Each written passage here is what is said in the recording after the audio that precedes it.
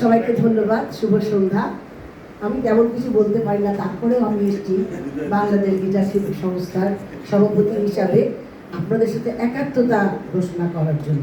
কারণ এটা যে একটা মানে ভয়াবহ যে দুর্নীতি, এটা কিন্তু সামলের উপরে না ফেলে হবে, এবং এটা শুধু প্রতিবাদ আর এই কথা দিয়ে হবে না, এটাকে সংগ্রামের মাধ্যমে, প্রতিটা সংগ্রামে যোদ্ধারা অবশ্যই মানে যুদ্ধ করলে তারা জয়ী হবে। আমারও বিশ্বাস এই সংগ্রামের মাধ্যমে আমরা অবশ্যই জয়ী হব। কারণ আমি 88 সালে গীতিকার হয়েছি, আমার বাচ্চারা তখন ছোট, আমি অনেক দুর্নীতি আমিও দেখেছি। হ্যাঁ, বাচ্চাকে দেন চেকটা কিন্তু আমাদের দিয়ে দিতে হবে, আমরা না নাচবেও না, চেকও দিতে পারবো না। হ্যাঁ, এরকম অনেক ধরনের। এবং সবচেয়ে বড় কথা যে শিল্পীদের যে মূল্যায়ন, যথাযথ একটা মর্যাদা, সেটা তো দেওয়াই হয় না, নাম কষ্টে সম্মানই দেয়, কিন্তু তার থেকে যে আবার 10% কেটে রাখে, এটাও কষ্টের একটা। এটাও আমাদেরকে বন্ধ করতে হবে। প্রচন্ড অপমান, শিল্পীদের তো সম্মানই না, এটা আমাদের অপমানই করা হয়।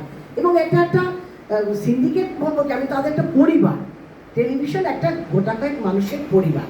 এই পরিবার থেকে তো ওদেরকে সমলে উৎখাত না করলে আমরা কিছুতেই ঢুকতেও পারবো না।